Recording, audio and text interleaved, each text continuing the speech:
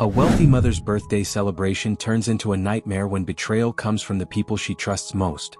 Before we start, don't forget to subscribe for more videos. The air inside Meredith's sprawling mansion was heavy with the scent of fresh lilies and polished oak.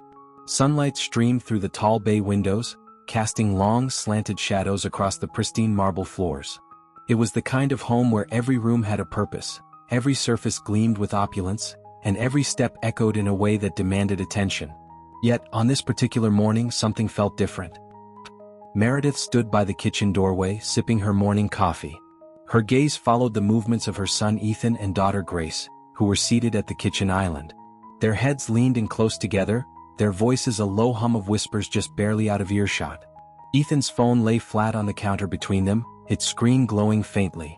Occasionally they glanced in her direction, quick and subtle, like thieves checking for a watchful eye. Her fingers tightened around the porcelain mug. For most parents, the sight of their children bonding might have been heartwarming. But not for Meredith. She knew her children far too well.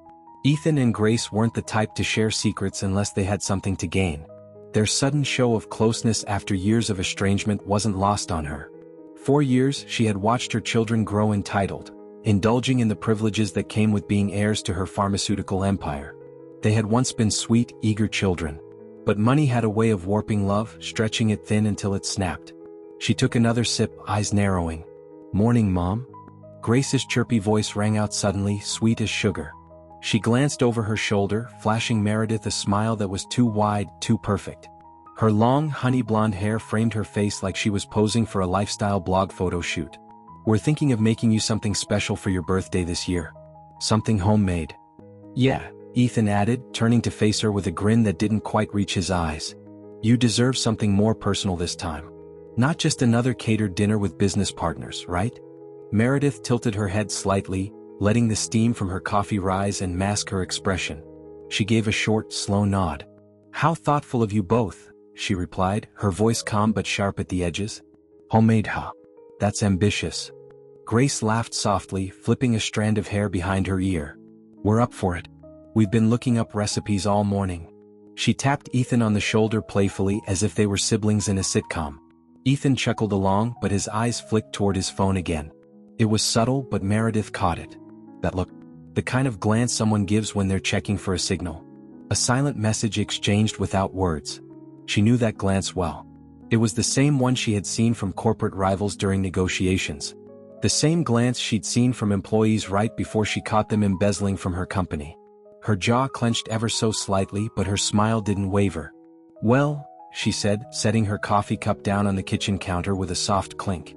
"I'm sure it'll be delicious. I'm looking forward to it." Grace's eyes darted briefly to Ethan, and he gave her a small, almost imperceptible nod. It was so quick that most people would have missed it.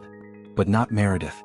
Her gaze moved from one child to the other, her chest tightening with a sensation she hadn't felt in years.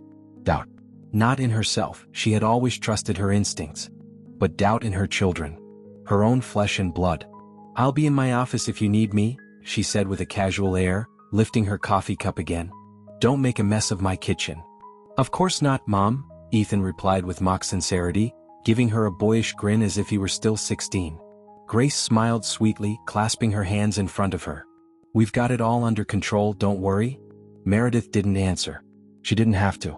Her footsteps echoed softly down the hallway as she walked away, her mind already racing.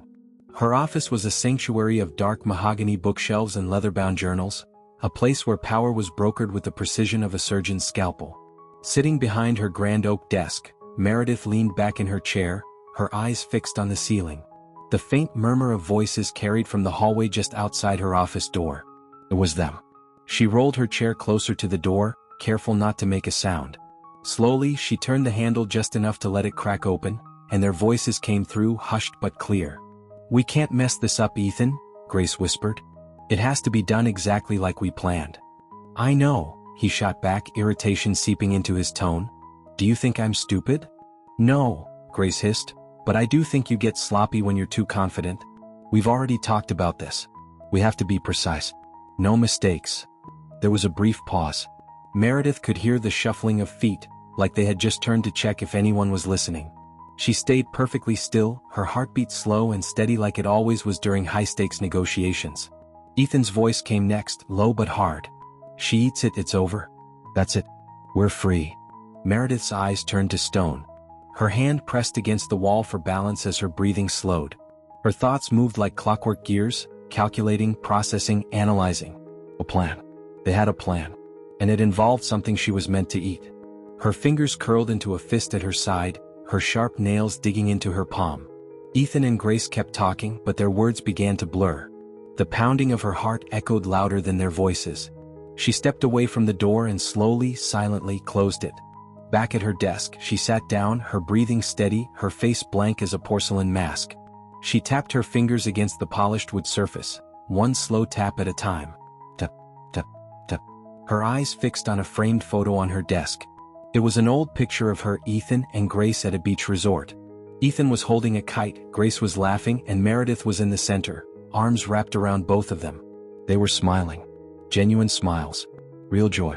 Her gaze lingered on it for a moment before her hand slowly tipped it forward, the photo frame falling face down on the desk. Amateurs, she whispered, her eyes narrowing into slits. They thought she didn't know. They thought they were smarter than her. But she had survived corporate betrayals, lawsuits, and hostile takeovers. Her children may have shared her blood, but they hadn't inherited her instincts. If they wanted to play this game, she would show them how it was done. Later that night, Meredith stood at the top of the staircase, peering down at the kitchen below.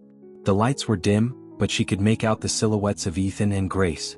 Ethan's back was turned, and Grace was leaning over the counter, her hands moving quickly over the cake box.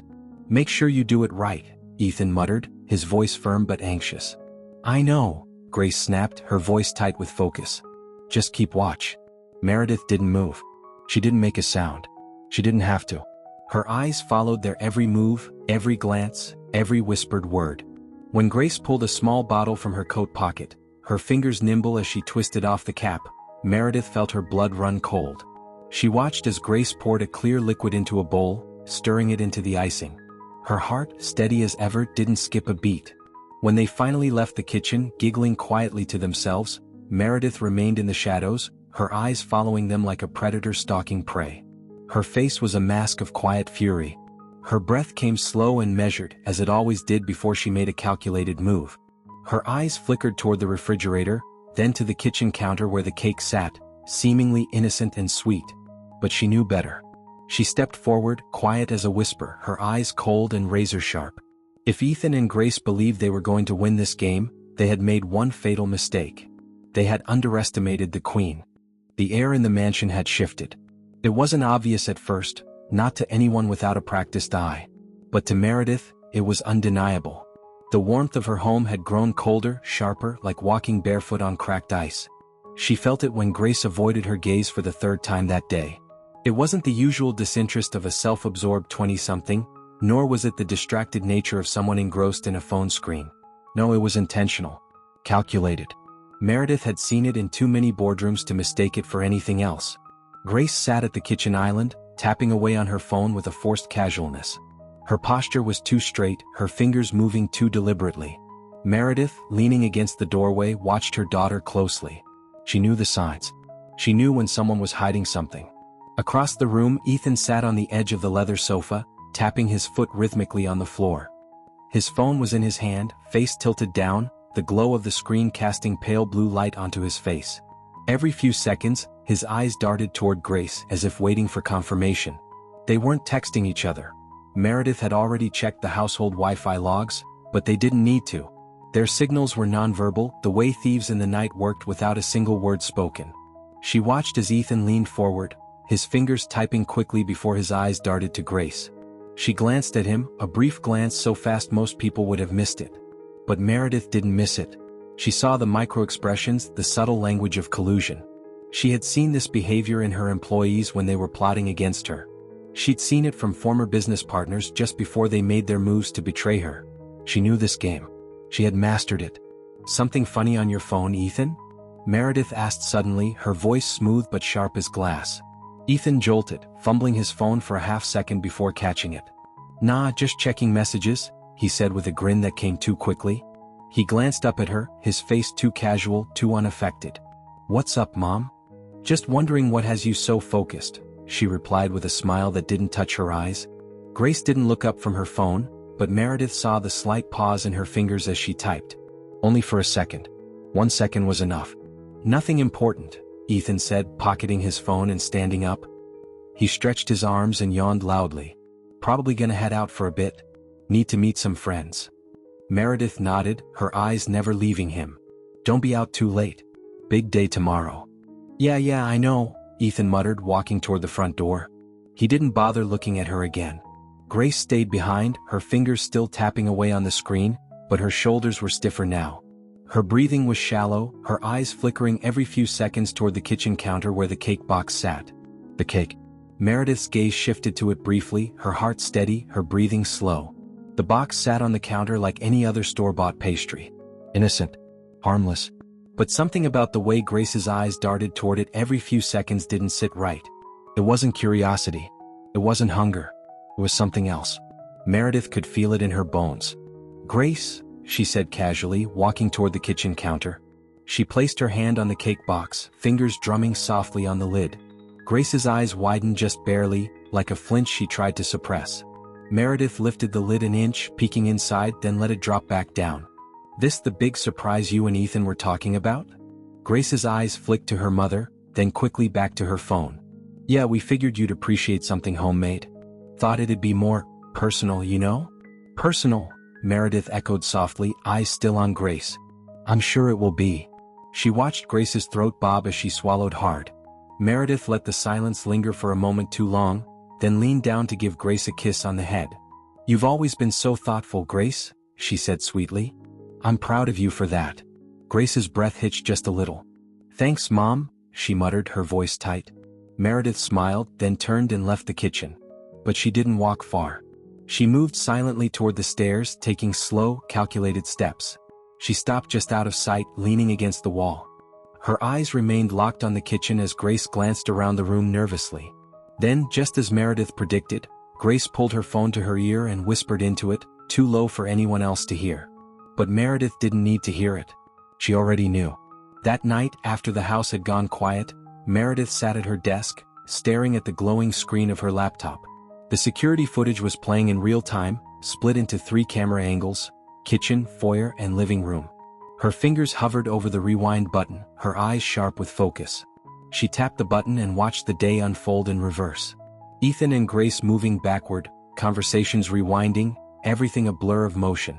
She slowed it down when Ethan entered the kitchen at 10:13 p.m. There. Ethan opened the refrigerator, pulled out the cake box and set it on the counter. He glanced over his shoulder.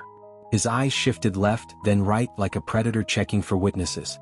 A second later, Grace walked into view, still wearing her sweatshirt and leggings. Her eyes went straight to Ethan. She approached him and they stood close, too close. The camera had no audio, but Meredith could see their lips moving. Words exchanged. Tense words. Ethan opened the box and Grace leaned in. Her fingers moved fast, too fast, as if she were handling something delicate and dangerous. She poured something. It was quick, a flash of movement that could have been mistaken for icing if you weren't paying attention. But Meredith was paying attention. She watched as Grace stirred the icing, her fingers moving methodically. She knew what that kind of movement looked like. Years of watching chemists and lab techs at her company had taught her the difference between mixing and dissolving. Her breathing slowed. They think they're clever, she thought, her face frozen in an expression of quiet rage. Children always think they're clever until they meet a master. Ethan looked at Grace, his face serious. She pulled a small bottle from her sweatshirt pocket and held it up. It was clear as glass, no label. She tilted it toward Ethan and his head nodded once. She poured in one last drop, just enough to be invisible to the naked eye. Meredith closed her laptop slowly. Her eyes didn't blink, her body still as stone. Fools, she muttered under her breath. She reached into the drawer of her desk and pulled out her phone. Her fingers moved with the precision of a surgeon as she tapped the number of an old contact. The phone rang twice before a familiar voice answered. Meredith, the voice said. It's late. What's going on? I need a replacement, she replied, her tone colder than the winter wind. A replacement for what? Her eyes shifted to the door, where the soft glow of the hallway light seeped in like a warning. For a birthday cake, she said quietly. I want it delivered tonight. Identical to the one I ordered this morning. No mistakes. There was a pause on the other end. Understood. She hung up. The house was silent again. Her fingers tapped on the edge of the desk, one soft tap after another. Tap, tap, tap. Her eyes flickered toward the photo frame on her desk. The one with Ethan and Grace as children. The one she had tipped over earlier. She stared at it for a moment longer, then reached forward and flipped it back down. This time she didn't look away. She stared at it as if it could hear her thoughts. "Enjoy your surprise," she whispered to no one in particular. "I promise you'll never forget it." Her fingers tapped once more. Tap, tap, tap. The house was silent. Not the soft, peaceful silence of sleep, but the kind of eerie quiet where every creak, every tick of the clock felt amplified. Shadows stretched long and thin across the marble floors, bending with the soft glow of the kitchen's under-cabinet lights. Meredith stood at the top of the stairs, barefoot, her silk robe draped loosely over her shoulders. Her eyes were fixed on the kitchen below, sharp as the edge of a scalpel.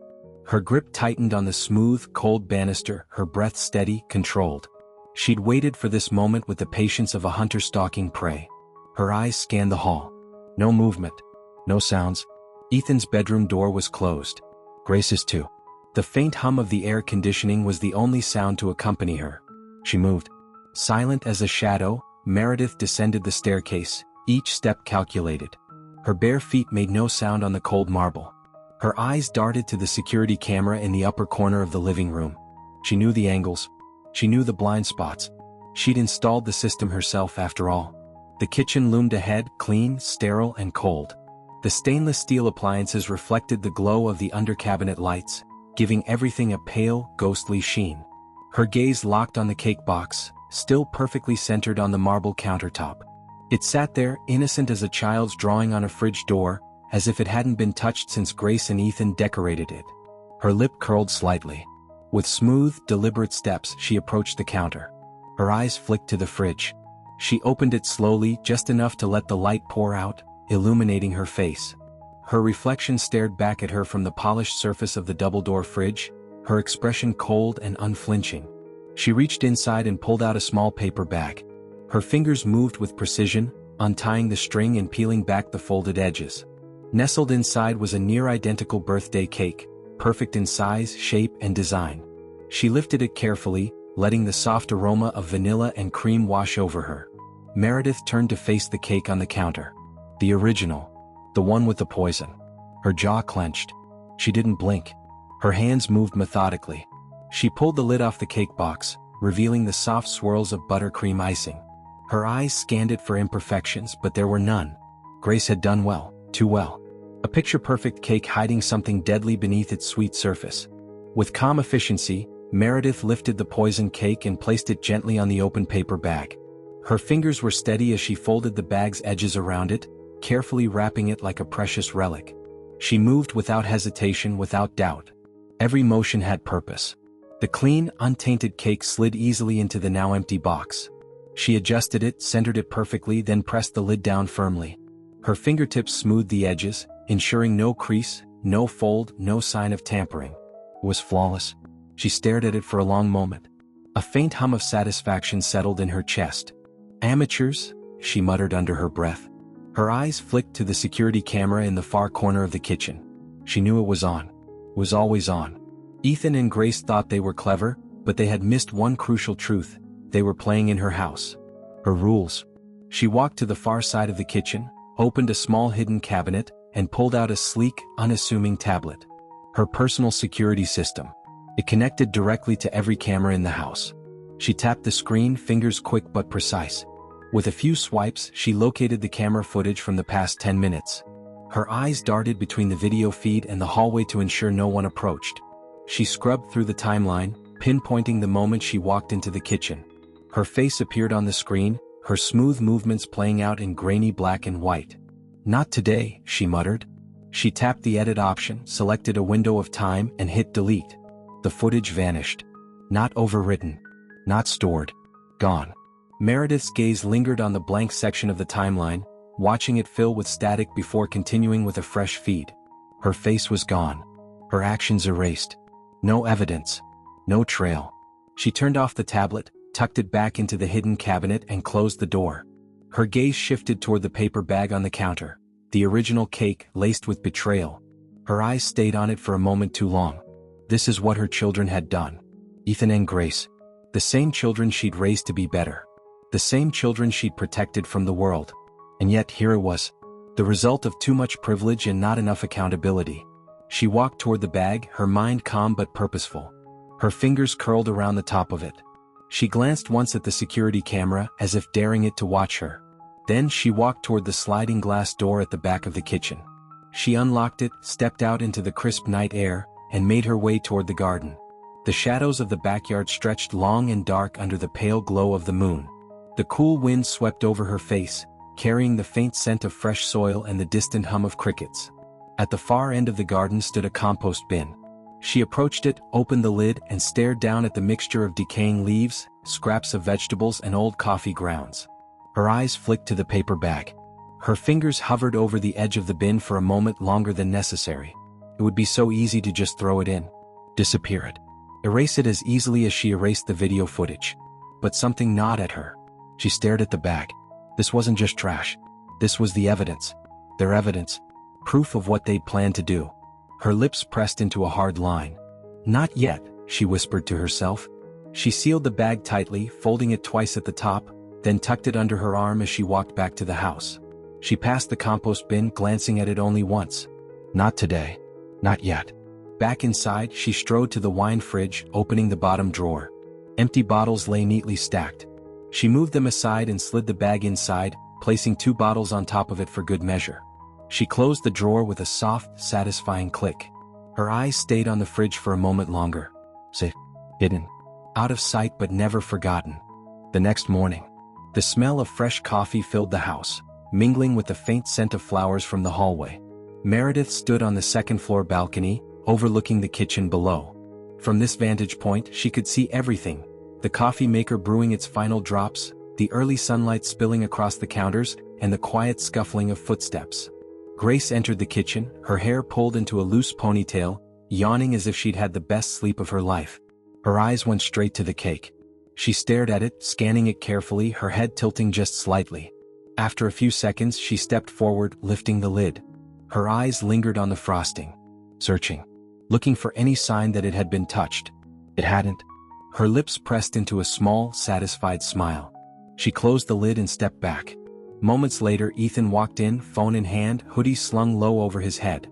He barely glanced at Grace, but she met his eyes. She tilted her head toward the cake, just barely. A silent signal. Ethan's gaze shifted to the cake. He stood still, watching it like it might move on its own. Slowly, his mouth curved into a grin. His eyes met Grace's, and for a moment, they shared a knowing look. The look of thieves who think they've already won. Up on the balcony, Meredith took a slow sip of her coffee. The steam curled in front of her face, hiding the faint smile tugging at her lips. Her eyes stayed on them as they laughed, whispering to each other, heads bent close, their eyes flicking toward the cake like it was a treasure chest waiting to be opened. They were too young, too confident. They had no idea they'd already lost. The sound of classical piano music floated through the grand hall like a soft breeze, mixing with the gentle hum of polite conversation and the faint clinking of champagne flutes. The air smelled of roses and rich vanilla, thanks to the sprawling floral arrangements and the centerpiece of the day, the birthday cake. Meredith's mansion had never been livelier. Dozens of finely dressed guests filled the space, their laughter punctuated by bursts of lively conversation.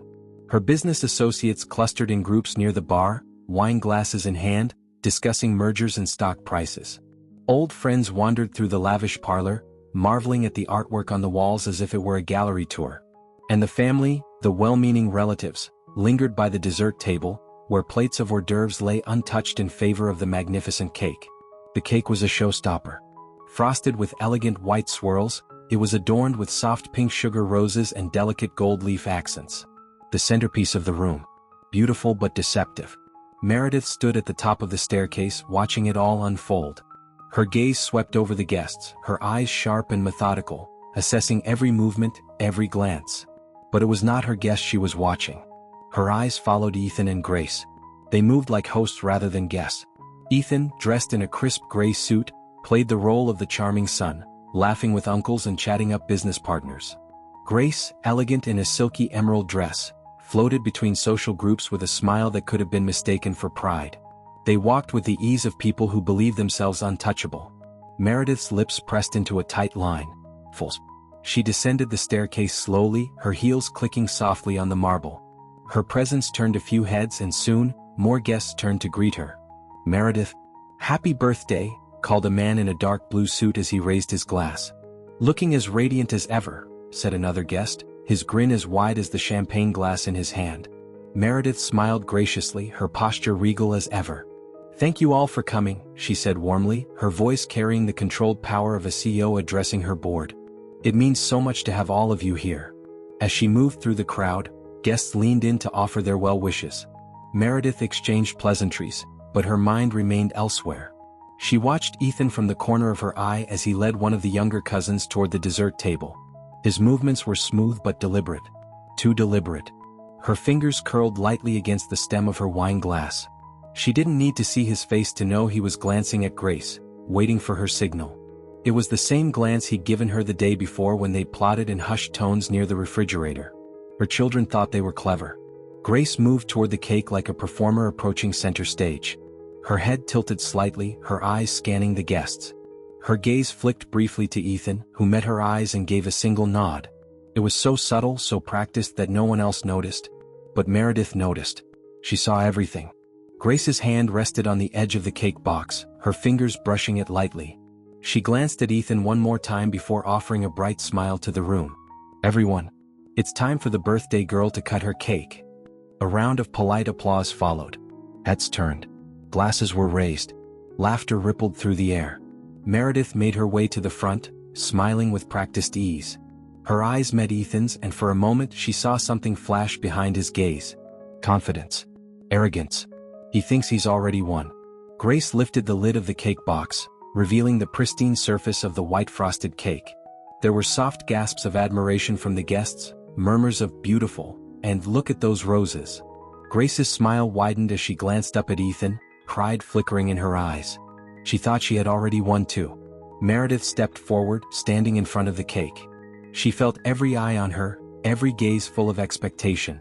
She looked at Ethan, then at Grace, letting her gaze linger on both of them just a moment longer than necessary.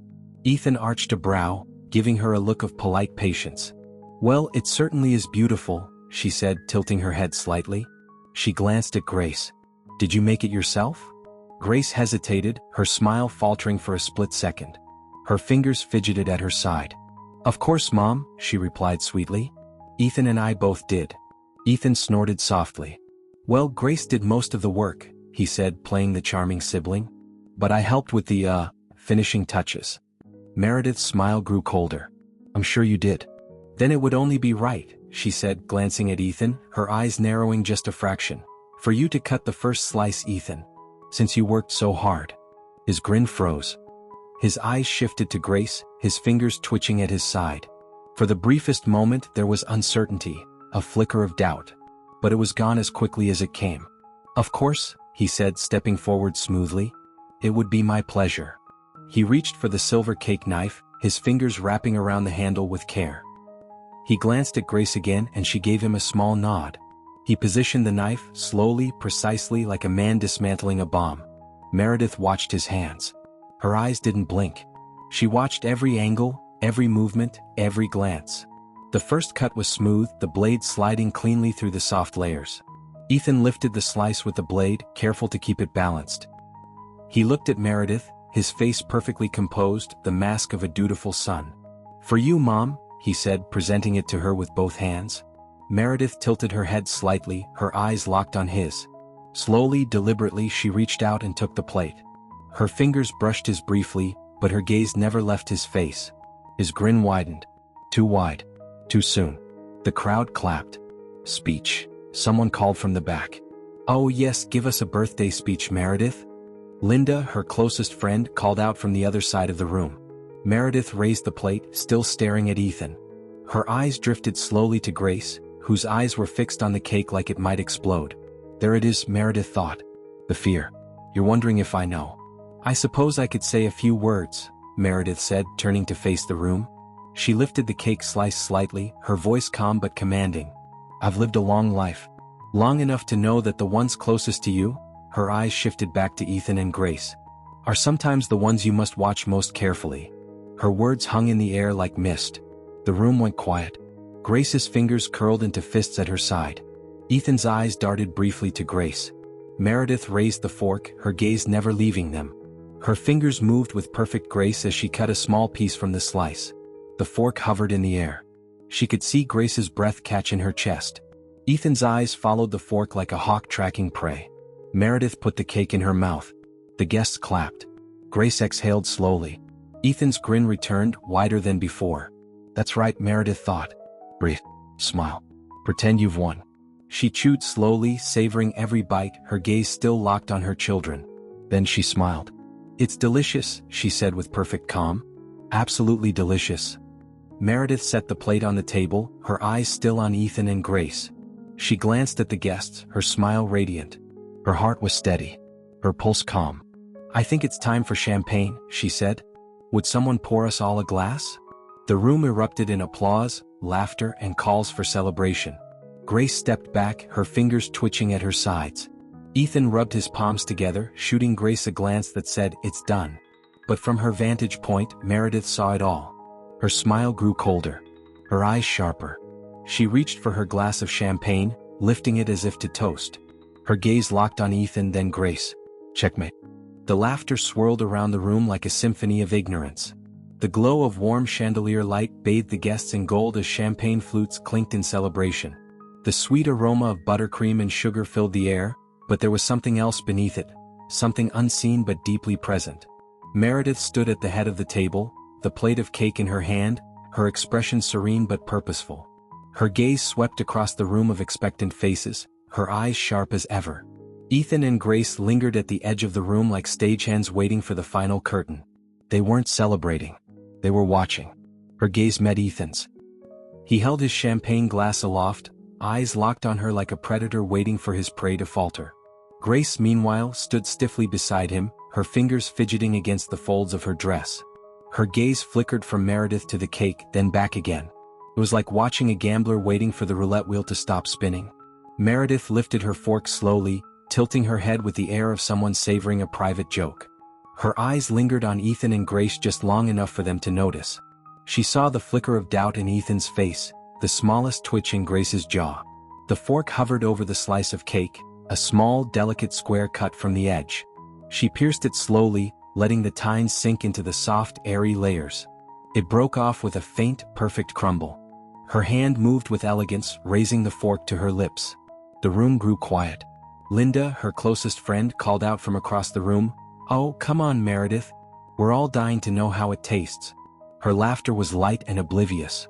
Dying to know. Meredith glanced at Linda, her eyes narrowing for a half-second before the smile returned to her lips. She tilted her head toward her friend.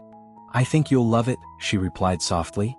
Her eyes flicked once more toward Ethan and Grace. Grace shifted her weight from one foot to the other. Ethan's grin grew wider, too wide. Meredith saw the gleam of victory in his eyes. She opened her mouth. Slowly. Deliberately. The fork entered. Her eyes stayed locked on Ethan's face as she closed her lips around the cake. She bit down, her jaw moving in slow, deliberate motions. She chewed with the patience of a woman in complete control. Her eyes never left him. Ethan blinked once. Twice. Then his grin faltered. It was the smallest thing, a flicker of doubt. A crack in the mask. Meredith saw it. She always saw it. Her lips parted. Her tongue slid over her bottom lip, tasting the last hint of frosting. She swallowed, her face calm as stone. "Delicious," she said, her voice clear and strong. "Absolutely delicious." The crowd erupted into applause. Some guests laughed, some clapped, and Linda raised her glass in a toast. "To Meredith," she called, beaming with pride. "To Meredith," the crowd echoed, glasses raised high. Meredith tilted her head, her eyes never leaving Ethan's. His smile was still there, but something behind it had changed. He glanced at Grace, who tilted her head slightly toward him, her eyes wide. "Did you make it yourself?" Meredith asked, her voice cutting through the clamor. There was a pause. Ethan glanced at Grace, who froze.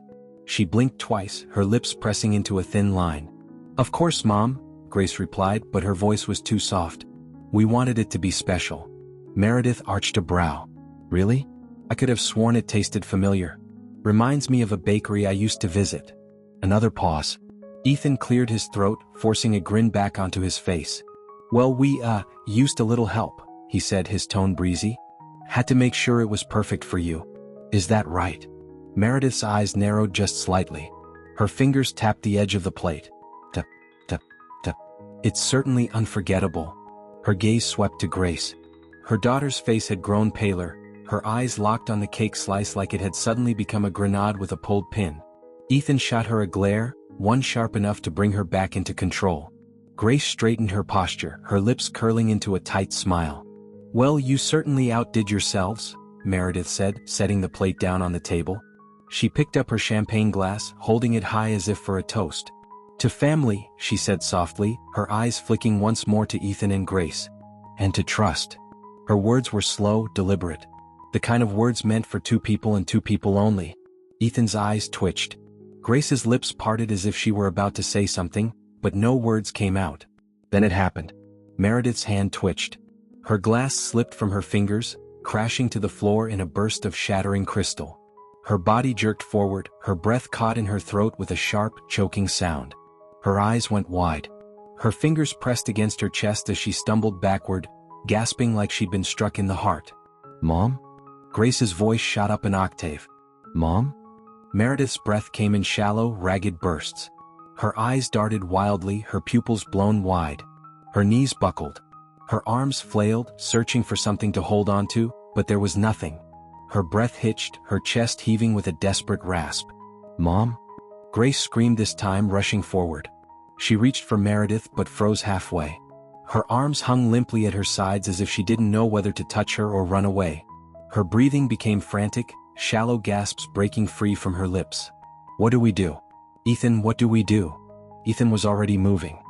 His face was a mask of panic, his eyes darting between his mother and Grace. His breath came fast, his hands outstretched. Somebody call 911, he shouted louder than the guests expected.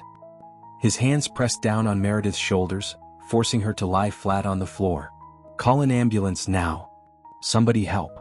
Linda's voice cracked as she clutched at her chest, eyes wild with panic. Guests scattered, pulling out phones, backing away, whispering to one another. Ethan knelt beside Meredith, his hands pressing down on her arms. His breathing was shallow, too fast, his eyes darting in every direction.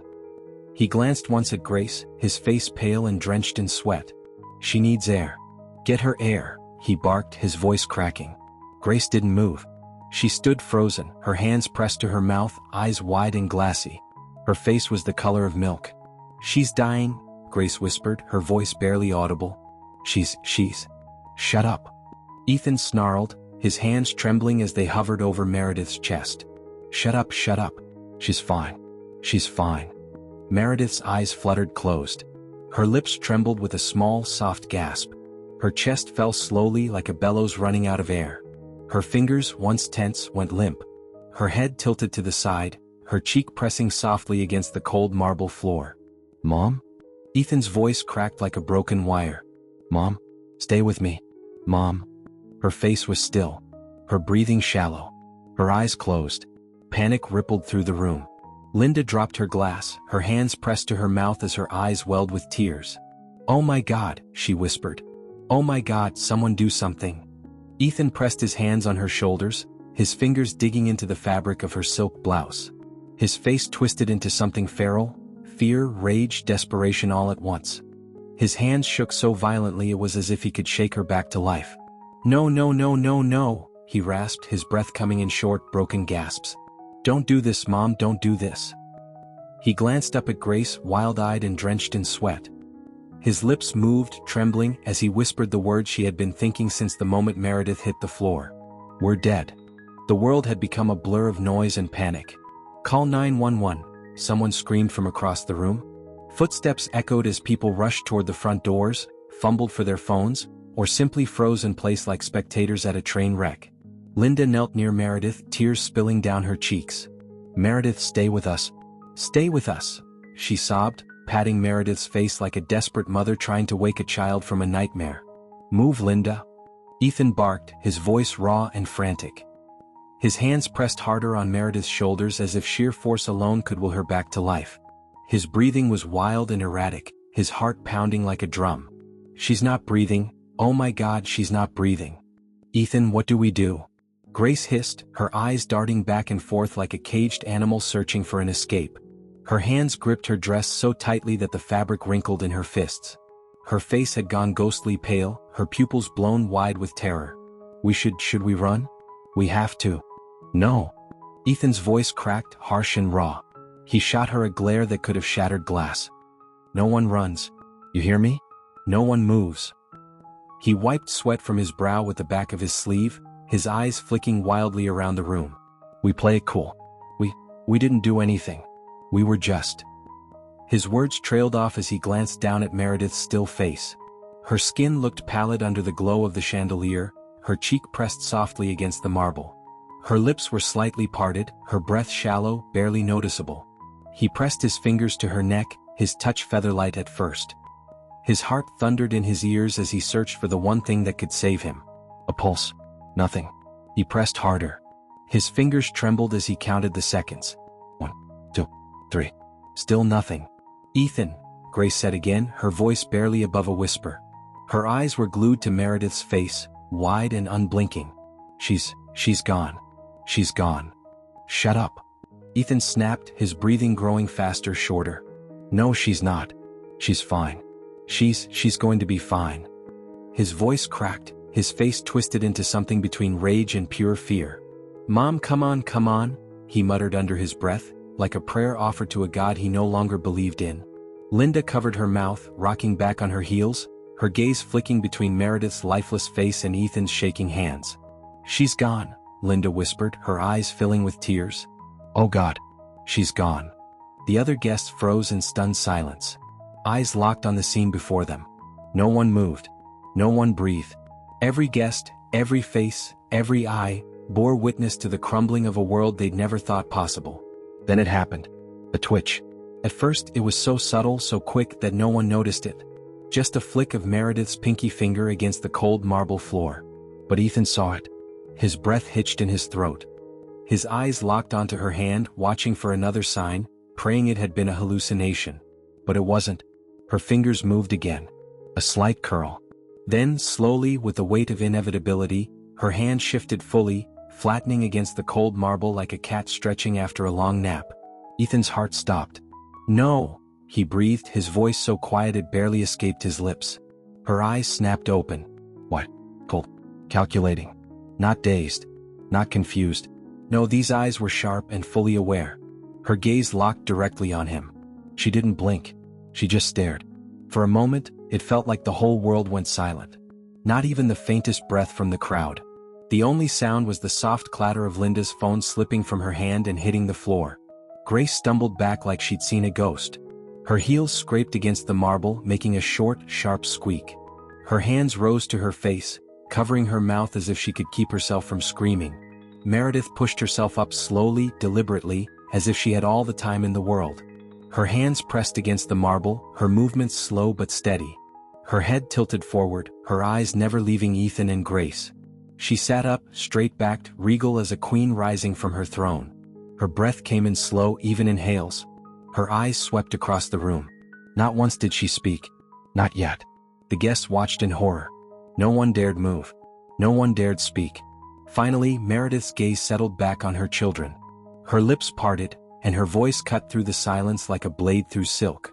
Did you think I wouldn't know? Her voice wasn't loud. It didn't need to be. Her words dropped into the room like a thunderclap. Ethan stumbled back like he'd been slapped. Grace's knees buckled, and she caught herself on the table, her eyes darting around the room in a wild panic. Her lips moved, but no sound came out. What are you talking about, Mom? Ethan's voice cracked like glass. He tried to sound indignant, confused, but the terror had already infected his voice. Meredith tilted her head, her eyes narrowing just slightly. I switched the cake, she said with unnerving calm. Her eyes were daggers, her gaze fixed solely on Ethan and Grace. Her lips curled into a smile so sharp it could cut bone. And everything you just did, your faces, your whispers, I recorded all of it. Ethan's face drained of color. Grace shook her head slowly, her lips trembling. No, she whispered. No, you're lying. Her voice cracked as her eyes darted toward Ethan. She's lying. She's trying to trick us. Meredith leaned forward, her elbows resting on her knees, her eyes locked on them like a predator watching its prey. Her expression didn't waver. It was the face of a woman who had already won. "I don't lie," Meredith said softly. She reached into the pocket of her robe and pulled out her phone. Her thumb hovered over the screen, her eyes flicking to Ethan, then to Grace. She tapped once. The screen lit up. The guest's eyes flicked toward it. The screen showed a live feed, clear as day. The video began to play. On the screen, Ethan and Grace were huddled together in the kitchen. Ethan leaned over the counter, whispering something. His eyes flicked to the cake box. Grace pulled a small glass bottle from her hoodie pocket, her fingers quick and precise as she twisted off the cap. On the screen, Ethan's voice came through crystal clear. "Hurry up. Don't use too much. Just a few drops." The gasps came all at once. A ripple of shock swept through the crowd. "No," Grace whispered, her voice breaking into sobs. "No, no, no." Her breathing became frantic, shallow gasps breaking free from her chest. Her hands clawed at her own face as if trying to wake herself from a nightmare. Her eyes darted to Ethan, wide with terror. You said she wouldn't know." Ethan's eyes went wide with fury. "Shut up, Grace," he hissed, his voice low but filled with venom. He turned back to Meredith, stepping toward her, his hands raised. "Mom, listen. You don't have to do this. Okay? We can work this out." His voice shifted to something desperate, almost pleading. "We can fix it." Her eyes never left his. Her fingers hovered over the phone. "You don't fix betrayal, Ethan." Her voice was cold and final. "You burn it to the ground." Her thumb hovered over the send button. Her eyes narrowed, her smile colder than death. "Do you know what happens," she said slowly, "when you betray the person who gave you everything?" No one answered. Her eyes met Ethan's one last time. "You lose everything." Her thumb pressed the button. The notification popped up on her phone. File sent. The silence was deafening. The silence was so thick, so absolute, that it felt as though the world itself had paused. No one dared move. No one dared breathe. All eyes were on Meredith as she sat regally at the edge of the table, her phone still held high, the glow of the screen casting a cold, pale light on her face. The video continued to play. "Hurry up. Don't use too much. Just a few drops." Ethan's voice echoed across the room, clear and sharp as if he were standing at the center of the hall. His words carried a weight that no one could deny. The video showed Grace tilting a small bottle over the bowl of icing, her fingers moving with the precision of someone too confident in their deceit. Drop after drop disappeared into the smooth, white buttercream. Grace stirred it slowly, methodically, glancing at Ethan once to ensure he was still watching. Gasps rippled through the crowd. "Oh my God," Linda breathed, her voice trembling like she'd just witnessed a car crash. She stepped back, her hand covering her mouth, her eyes fixed on the screen. "No, no, no, no." One of the older guests, a man named Charles who had worked with Meredith for over 20 years, looked at Ethan with a mixture of shock and disgust. "You've got to be kidding me," he muttered, his voice laced with disbelief. His own mother? Another guest, a younger woman in a red dress, turned to the man next to her. "Is this real? Did they?" "Shoo," he said, his eyes locked on the screen, his face pale. The video continued to play. Grace's voice, sharp but hushed, came next. "She'll eat it. She always eats it. One slice. That's all it takes." Meredith's eyes didn't leave Ethan and Grace, not for a second. She was still. Cold. Her expression did not shift in the slightest. She had seen what she needed to see. The rest of the video was for them. Grace stumbled backward, her breath shallow, her chest heaving as if the room had suddenly run out of air. Her gaze darted from guest to guest, scanning their faces like a drowning woman searching for a lifeboat. "No," Grace whispered, tears filling her eyes. No, it's not like that. That's not what it looks like." She pointed at the phone like it was a cursed object. Her fingers shook uncontrollably. "It's edited. It's fake. It's..." "Liar," Linda hissed, her eyes hard with fury. "You think we're all stupid, Grace? We heard everything." "No, please," Grace pleaded, her eyes wild. She spun around, looking at the crowd, locking eyes with strangers and friends alike. "You don't understand. It wasn't like that. We didn't." "Then tell them," Meredith said quietly. Her voice wasn't loud, but it cut through Grace's panic like a blade through silk. It wasn't a request. It was an order. Ethan remained seated, his eyes glued to the floor. His hands were pressed against his head, fingers digging into his hair. His face was blank, his gaze hollow, as though the weight of everything had finally come crashing down on him. Meredith's eyes remained locked on them both. Her calm, collected stare was sharper than any raised voice could have been. "Tell them the truth," she said again, her voice even colder now. Her eyes flickered to the phone. "Or I send it to the police." A gasp. Grace froze like a deer in headlights, her hands shaking. Her gaze flicked to Ethan, her lips quivering as her breath came in shallow bursts. Ethan didn't move. He sat completely still, his eyes fixed on the ground, his elbows on his knees. His breathing had slowed, but his fingers still gripped his hair like he could hold his thoughts together if he just pulled hard enough. "I'll give you 3 seconds, Meredith said calmly, her eyes like 2 blades of tempered steel. The crowd was silent. Tense. All eyes darted between Meredith and her children, the collective weight of it pressing on Ethan and Grace like stones on their chests. 1, Meredith said, her thumb hovering over the send button. "Mom, please," Grace sobbed, falling to her knees, her hands clasped in front of her like she was praying. "Please? We didn't mean it. We didn't mean it. We were just." 2, Meredith continued, her eyes flicking to Ethan. "Don't make me say 3. Ethan's breath came out like a broken sob. His head lifted slowly, his eyes bloodshot and filled with a mixture of terror and defeat. For a moment he looked like a boy again, a boy who had been caught doing something unforgivable. His lips parted and his voice came out raw and hollow. "We did it," Ethan said. His voice was barely above a whisper, but it was loud enough for everyone to hear. His eyes didn't rise from the floor. His shoulders slumped forward, every ounce of pride gone. We did it." Gasps echoed through the room. A woman near the window dropped her wine glass, the sharp shatter breaking the stillness. "Ethan." Grace hissed, her eyes wild with panic. "Shut up." But Ethan didn't stop. "We planned it," he said, his voice shaking. He lifted his head, his eyes bloodshot, tears spilling down his cheeks. He stared at his mother like a man staring at the executioner's blade. "We planned to poison you, Mom?" Linda gasped and took a step back, covering her mouth with both hands. Her eyes were wide, glassy with disbelief. "No," she whispered. "You two did this?" "You idiots," Charles growled from the back of the room. "Your own mother?" "Shut up." Grace shrieked, her face red with rage and panic. "We didn't mean it. Ethan's lying. He's." "Grace," Meredith said softly, her gaze cutting through her daughter's rambling like a knife through butter. "Stop." Grace's voice caught in her throat. Her lips trembled as she looked at her mother, tears spilling over her cheeks. "Mom, I didn't want to." "Tell them," Meredith said firmly. Grace shook her head, tears streaking down her face. Her breath hitched in her chest and she crumpled like paper, sinking onto her knees. Her sobs were loud and ugly now, echoing through the grand hall. "It was Ethan's idea," she choked out. "It was his idea." Her voice broke into a wail. "He said we'd never have to wait for anything again. We just wanted to be free." "Free from what?" Linda snapped, her eyes fierce with disgust. "From your mother? The woman who gave you everything." Grace sobbed harder, her face buried in her hands. Meredith watched them both like a queen on her throne, silent, still, and unmoved. Her fingers tapped lightly on the edge of her phone. Tap, tap, tap.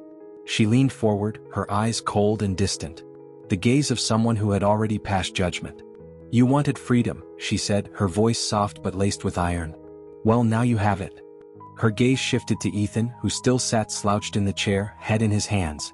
Then to Grace, still on her knees, her sobs growing quieter, her voice barely a whisper. "Look at them," Linda muttered, her face twisted with disgust. "Pathetic." "Get out," Meredith said quietly, her eyes on her children. Her voice was so calm, so terrifyingly calm that it made everyone stop. Grace's head snapped up. "Mom, please. Get out." Her voice echoed through the room like a thunderclap.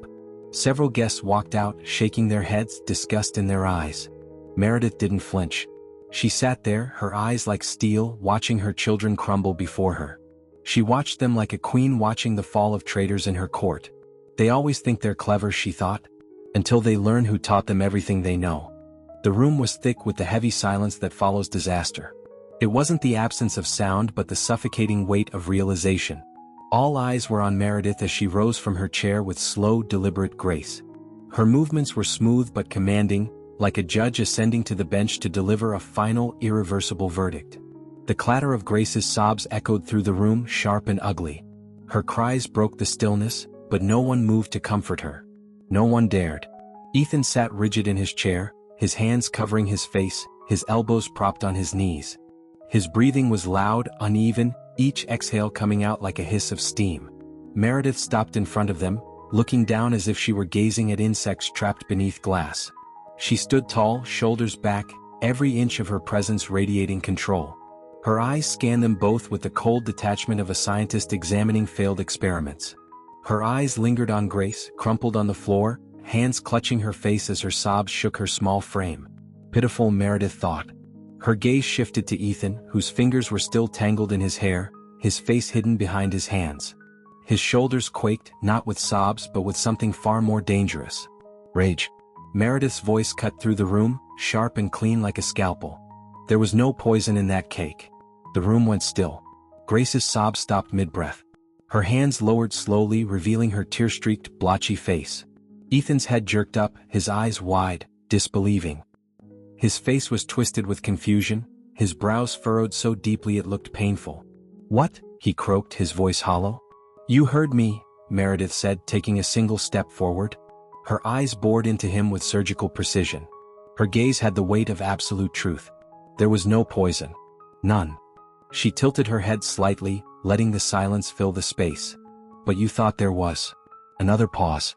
It was excruciating, like waiting for a judge to deliver a sentence.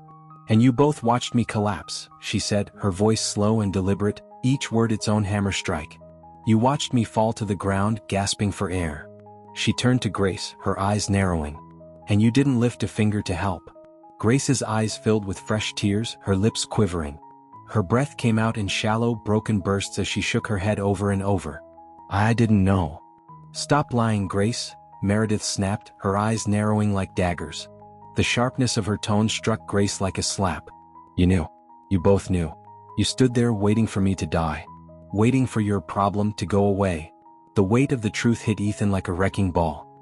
He slumped forward, eyes blinking rapidly as if his mind was scrambling to process it all. His lips parted slightly and a sharp breath escaped him. He looked at Grace, his face twisted in fury. "You said it would work," Ethan hissed, his voice low but deadly. His eyes locked on Grace, his teeth bared like a cornered wolf. "You told me it would work." "I didn't know." Grace screamed back, her voice cracking with hysteria. Her hands flew to her head, clawing at her hair like she could pull the guilt out of her scalp. "You said we had to.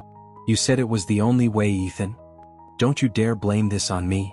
Ethan barked, his voice thunderous now, loud enough to make a few guests flinch. His face twisted in pure rage.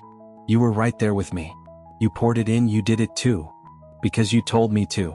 Grace shot back, her face contorted with desperation. Her hands shook violently, her breath coming out in shallow gasps. "You're the one who said we had to finish it, Ethan. You're the one who said." "Enough." The single word wasn't shouted. It wasn't loud. But it carried the weight of a gavel slamming down in a courtroom. Ethan and Grace both went silent, their words strangled in their throats. Slowly they turned their heads to look at Meredith. Her eyes were hard, colder than marble, and twice as unyielding. She tilted her head forward, her gaze pressing down on them like a vice.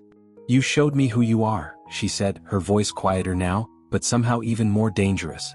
"You showed me what you're capable of when you think no one is watching. And what I saw," she shook her head slowly, "what I saw disgusts me." Grace sniffled, wiping at her face with trembling hands. Her eyes were bloodshot, her face pale as paper. "Mom, please, please, I didn't want to." "Don't," Meredith said, her voice sharp as broken glass. Grace's mouth snapped shut. Meredith's eyes turned to Ethan. "Don't you dare call me Mom. Not anymore." Ethan's breathing quickened, his nostrils flaring like a bull ready to charge. His hands curled into fists at his sides, his body vibrating with barely restrained rage. You think this is over?" he said, his teeth gritted so tight it looked painful. His voice shook, filled with venom. "You think you win just because you tricked us?" Meredith stepped forward slowly, her gaze locked on him. She leaned down just enough so her face was level with his. Her eyes met his with the weight of an anvil. "No," she said softly, her voice a whisper of thunder. "I win because you lost." Her eyes didn't blink. Her words were colder than winter air. "You're both dead to me." The words hit like a cannon blast. Audible gasps filled the room. The crowd shifted, whispering in stunned disbelief. Linda's lips parted, but no words came out. The air itself seemed to tighten, like every molecule had turned solid. Meredith leaned in closer to Ethan, her voice a soft, venomous hiss. No inheritance. No home. No family. You will walk out of this house with nothing. She straightened, her eyes never leaving his face. You'll live the lives you tried to force on me. Grace's mouth hung open, tears spilling freely down her face. Please, please Mom, you can't do this. You can't do this. We're your children. Meredith's eyes flicked to Grace. Her face was still, emotionless like a mask of porcelain. Her eyes, however, were sharp as razors. No, Grace, she said quietly, tilting her head slightly. My children would have tried to save me. Grace sobbed harder, her breath hitching as she reached out toward her mother. But Meredith stepped back. No hesitation. No second thoughts. She stepped back and crossed her arms, her gaze never faltering. She turned to the guests, her voice now strong, unwavering. Everyone here has seen the truth, she announced, her voice carrying through the hall like a declaration of war. You all saw what they did. You saw who they are. Her eyes swept across the crowd, locking with each guest, one by one. Her words were slow, deliberate, each one landing with precision. Now get out of my house. The finality of it echoed like a gunshot. For a second, nobody moved. Nobody spoke. Then, slowly, people began to shuffle toward the doors. Linda gave Meredith a long, knowing look before turning her back on Ethan and Grace, her face twisted with disgust. Others followed, whispers of unbelievable, and how could they, trailing in their wake. Ethan sat frozen, his eyes glassy, his jaw tight with barely contained fury. Grace remained on her knees, her head lowered, sobbing softly into her hands. Meredith watched them both for one last moment, her eyes sharp, her face blank. Her heart was steady, her breathing slow. No anger, no sadness, no doubt. She turned on her heel and walked away, her back to them both. The front door of the mansion swung open slowly, the morning light pouring in like a flood of truth and judgment. The golden glow illuminated the marble foyer, casting long shadows behind Ethan and Grace as they stood side by side, unmoving. For a moment, neither of them moved. Their eyes were fixed on the world outside, the world they were about to be thrown into with nothing but the clothes on their backs. Behind them, the heavy thud of footsteps echoed softly, slow and deliberate. Meredith's presence loomed over them like a storm cloud. She didn't speak. She didn't have to. Her silence said it all. Go, she said, her voice as sharp as cold steel. Grace turned to face her, eyes red and swollen, tears still wet on her face. Her lip quivered like a child about to beg for forgiveness. Mom, please, she whimpered, her voice barely a whisper. Her eyes darted around wildly, seeking anything that might soften her mother's resolve. Please, you can't do this. We're family. We're still your family. Family? Meredith repeated, her eyes narrowing into cold slits. She stepped forward until she was inches from Grace's face. Her voice dropped to a chilling whisper. Family doesn't watch you die and do nothing. Her gaze shifted to Ethan.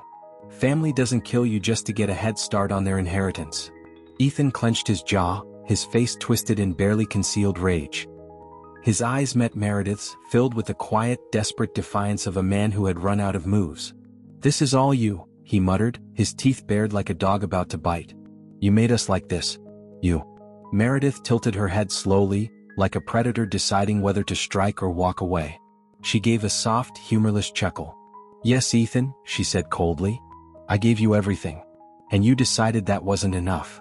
Her eyes flicked toward the open door. Her meaning was clear. Leave. Ethan's fists clenched, his nostrils flaring. For a second it looked like he might do something reckless. But then, like a marionette whose strings had been cut, his shoulders slumped. His hands fell to his sides and he turned toward the door. Come on, Grace, he muttered, his voice flat. Let's go. Grace hesitated, her eyes darting from Meredith to Ethan. Mom, please, she sobbed, her words broken and fragile. Please, I don't know where to go. I don't have anyone. Her voice cracked as she gasped for breath. You're my mom. You're supposed to love me. Meredith's gaze didn't waver. Her face remained still, her eyes distant. I did, she said quietly, her voice devoid of emotion. And you killed that part of me. Grace collapsed into a mess of sobs, her hands gripping the fabric of her dress like it was the only thing tethering her to reality. Please, please, please, she begged, falling to her knees. I'll do anything, Mom, anything. I'll change, I swear. Please. Meredith's eyes turned colder. She stepped forward and looked down at Grace like she was nothing more than a broken vase on the floor. Her voice was low, quiet, and deadly. "You will." Her eyes flicked toward the door. "Now get out of my house." Grace cried out, loud and guttural, but Ethan grabbed her by the arm and yanked her to her feet. She thrashed for a moment but quickly realized there was no winning. No words would change it. No tears would turn it back. Together they walked out of the house. The door closed behind them with a deep, echoing thud that reverberated through the air like the toll of a bell. And just like that, Ethan and Grace Marshall ceased to exist. The world outside was not the world they'd left behind. The moment they walked past the black iron gates of their mother's estate, they felt it. The world was colder, louder, and far less forgiving. The streets buzzed with the sound of distant horns, barking dogs, and people talking too loudly on their phones. The warmth of luxury was gone. They stood on the curb, looking left, then right. "Where do we go?" Grace asked, wiping tears from her face. Her voice was small now, like that of a child who had lost her parents at the mall. "Shut up," Ethan hissed, his eyes darting toward the street. He pulled out his phone, fingers flying across the screen. No service. No rides. No one was coming for them. He glanced at Grace, his jaw tight. "We'll figure it out." "How?" she asked, her voice rising into hysteria. "Where are we supposed to go? We have nothing, Ethan." Her breath came in short, fast bursts, her eyes darting around like a bird in a cage. "No money, no car, no house. Nothing." "Shut up." Ethan's voice was a snarl now. His eyes darted around, scanning the street. He shoved his phone into his pocket and started walking. "Follow me." Grace followed, her sobs quiet now but still present. Her eyes stayed on the ground, watching her feet move step by step, each one taking her further from everything she'd ever known. 3 weeks later. The cold gray walls of the apartment complex were a far cry from the marble and mahogany of their childhood home. The air smelled of mildew and old carpet. The flickering fluorescent light in the hallway buzzed like a trapped fly. The landlord's voice was sharp and impatient. "First and last month's rent is due up front," he said, tapping the clipboard with his pen. His eyes swept over Grace and Ethan with the disdain of a man who'd seen too many desperate people at his door. "No rent, no key." Ethan's face twisted in frustration. "We'll have it," he said, his voice tight. "Just give us the room, man." The landlord snorted, unimpressed. He eyed Grace, who stood behind Ethan, her face pale, her clothes wrinkled from wearing them 3 days straight. "You better," the landlord muttered, sliding the key toward them. "Room 12C. End of the hall. No pets. No complaints. Pay on time." Yeah, Ethan grumbled, snatching the key off the counter. He stormed down the hall, shoulders tense with rage. Grace followed silently, her arms wrapped around herself like she could shield herself from the smell of mold. The room was worse than expected. Peeling wallpaper. A single window with a view of the alley. One bed. One chair. A kitchen the size of a closet. Grace sat on the edge of the bed, staring at the floor. Her face was hollow, empty. She didn't cry. She had run out of tears. Ethan stood at the window, staring out at the alley below. He clenched his jaw, his fingers tapping the window frame in a steady, maddening rhythm. Tap, tap, tap. "How did it get like this?" Grace whispered. Her voice was empty, her eyes unfocused. Ethan didn't answer. His gaze stayed on the alley below. A loud crash echoed from the alley, a trash can knocked over by a stray dog. The sound jolted Grace so hard she jumped. Her breath came in sharp, shallow gasps. Ethan didn't flinch. He kept staring, his eyes narrow and dark, his fingers still tapping. Tap, tap, tap. 1 month later. "Sorry, but we're not hiring right now." Ethan's face hardened as the manager turned away. He stood at the counter for a moment, his fists clenching and unclenching at his sides. The words, "not hiring," echoed in his head like a curse. He stepped outside, the sun glaring harshly on the cracked pavement. His phone buzzed. A text from Grace. "Can't pay this week's rent. They said we'll be evicted if we're late again." His heart pounded in his chest. He typed back, "We'll figure it out." He stared at the screen, knowing it was a lie. He glanced back at the storefront, his eyes narrowing as he watched the manager chatting with a customer. His fingers curled into fists. Tap, tap, tap. Ethan's jaw tightened as he walked away, his eyes set on the horizon. The afternoon sun filtered through the tall bay windows of Meredith's home office. The sound of rustling leaves from the garden outside filled the air with a quiet serenity she hadn't known in years. Meredith sat at the center of it all, her reading glasses perched on the bridge of her nose, eyes scanning the document before her. It wasn't an acquisition contract. It wasn't a merger. It wasn't an investment portfolio. It was a charter. At the top of the document, in bold, clean font, were the words, "The Rising Light Initiative." Her gaze lingered on the name. Her fingers ran across it slowly, feeling the indentations from the embossed letters on the page. She allowed herself a small smile. This was hers. The Rising Light Initiative had started as an idea, a whisper in the back of her mind after everything fell apart. When she sat alone in the quiet of her mansion, after Ethan and Grace had been cast out, there was nothing left but echoes. For a while, she'd expected to feel anger, maybe even regret. But those feelings never came. Instead, there was only clarity. "You don't need vengeance," she'd whispered to herself one night, the words soft but steady. "You need purpose." And that purpose was now laid out in black and white before her. Scholarships for underprivileged youth. Housing for families in crisis. Mentorship programs for young people at risk of following paths that would lead them to darkness. A rising light for those the world had forgotten. Her eyes flickered to the bottom of the page where her name sat, signed in bold, perfect ink. Meredith Chase. She leaned back in her chair, letting her head rest against the cushion, her eyes closing for a moment of stillness. The knock on the door was soft but familiar. "Come in," she said without opening her eyes. The door creaked open, and the familiar sound of Linda's heels echoed across the hardwood floor. The scent of jasmine perfume reached Meredith's nose before Linda's voice did. Well, Linda said, stepping inside with a grin in her voice. "I almost didn't recognize you sitting there looking all peaceful." Meredith opened her eyes and smiled softly, pulling off her glasses and setting them on the desk. "Peaceful, huh? Is that what it looks like?" Linda approached, her arms crossed, her head tilted in amusement. "I've known you for 20 years, Meredith. I know the look of someone carrying the weight of an empire on her back." She gestured toward the document on the desk. That's the look of a woman who just set it all down." Meredith's eyes shifted to the paper once more, her fingers drumming softly on the desk. Tap, tap, tap. She smiled. "I thought I would be angry forever," she admitted quietly. Her gaze turned distant, as if she were looking into a place far beyond the walls of the room. "But I realized I don't need vengeance.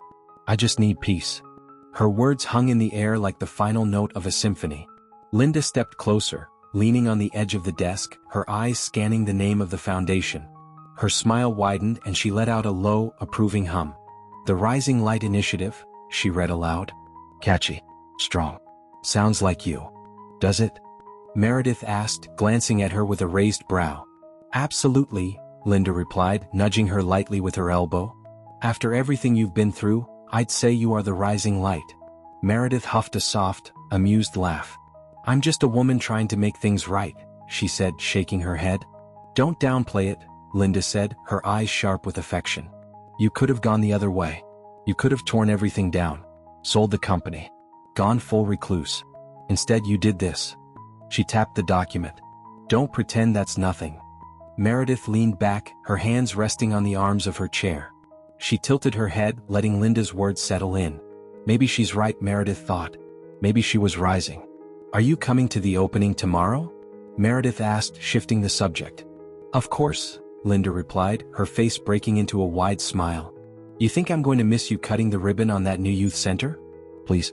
I'll be front and center, probably crying like a fool." "I wouldn't miss that for the world," Meredith said, smiling back. They sat together in silence for a moment, the weight of everything unspoken hanging lightly in the air. Linda glanced at Meredith one more time, her eyes soft but serious. "You did good, Meredith," she said quietly. "Better than I would have." Meredith didn't answer right away. She let her eyes return to the name on the document. The Rising Light Initiative. Her fingers hovered over the edge of the page, tracing the letters as if feeling the weight of them in her hands. "Yeah," she finally said, her voice distant but steady. "I think I did." The next day, the front of the youth center was alive with energy. Children darted around the open courtyard, chasing one another with wild grins and carefree laughter.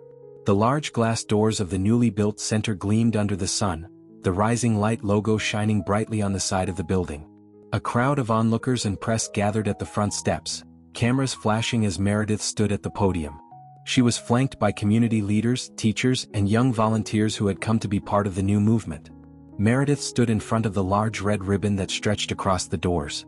The giant pair of golden scissors sat in her hands, polished to perfection. She could hear Linda's voice from the front row, shouting something about, "Make it dramatic."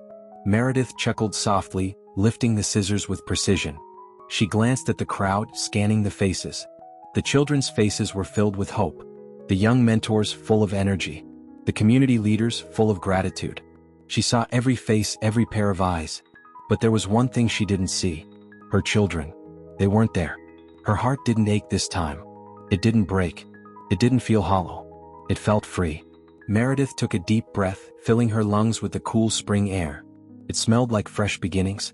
Her eyes swept over the children again, watching them run, laugh, and spin in the open courtyard like they had all the time in the world.